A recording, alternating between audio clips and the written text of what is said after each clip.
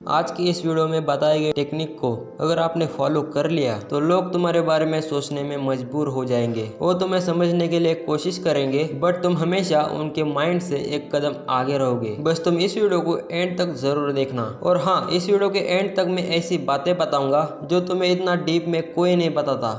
तो सबसे पहली चीज़, अपने आप को एकदम पूरी तरह से एक्सपोज करना बंद कर दो। लोग जितना तुम्हारे बारे में कम जानेंगे उतना ही ज़्यादा तुम्हें सीरियस लेंगे।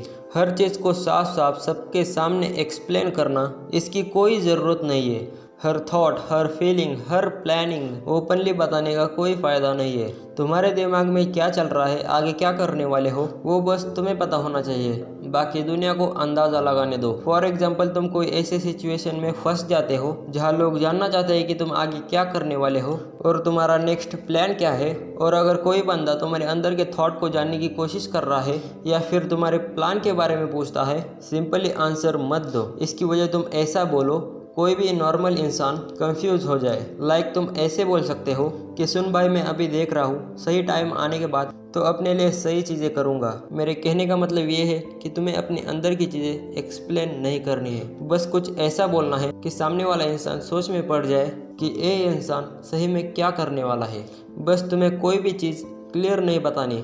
दूसरी चीज़, अपने रिएक्शंस को कंट्रोल करो। एक सच्चाई बताओ तो लोग तुम्हारे रिएक्शन को पढ़कर डिसाइड करते हैं कि तुम कितने स्ट्रांग हो और तुम्हारा मेंटल हेल्थ कैसा है। अगर कोई तुम्हारी इंसल्ट करता है और तुम तुरंत उसकी हरकतों को देखकर रिएक्ट कर देते हो, फिर लोगों को समझ आ जाएगा कि इस इंसान को तंग करना सबसे ज़्यादा आसान है। फिर लोग तुम्हें इतना हल्के में लेंगे, फिर कोई भी आकर तुम्हारे मज़े लेके चला जाएगा। लेकिन अगर तुम अपने रिएक्शन को कंट्रोल कर लेते हो, लाइक उस सिचुएशन में शांत रहते हो, एकदम से गुस्से से लाल नहीं हो जाते, फालतू की चीज़ें नहीं बोलते, जैसे कि तुम्हें कोई फ़र्क ही नहीं पड़ता, तो पता है लोग क्या सोचते हैं? शायद इस इंसान को फ़र्क नहीं पड़ता। अगर नहीं पड़ता तो क्यों नहीं पड़ता? क्या ये अंदर से गुस्से में है लेकिन दिखाने की कोशिश नहीं कर रहा, या फिर ये कुछ बड़ा करने की सोच रहा है? बस यही साइकोलॉजिकल कंफ्यूजन दूसरों पर अप्लाई करना है कि लोग खुद कंफ्यूज हो जाए कि इसकी इंसल्ट करनी चाहिए या नहीं। तीसरी चीज़, ज़्यादा बोलने से बचो। जितना तुम कम बोलोगे लोग तुम्हें उतना ही ध्यान से सुनेंगे। भाई, अगर तुम कोई भी चीज़ डिटेल में एक्सप्लेन करोगे ना, तो रियलिटी में लोग तुम्हें फालतू समझेंगे। अभी तक तुम्हारी बात ख़त्म नहीं हुई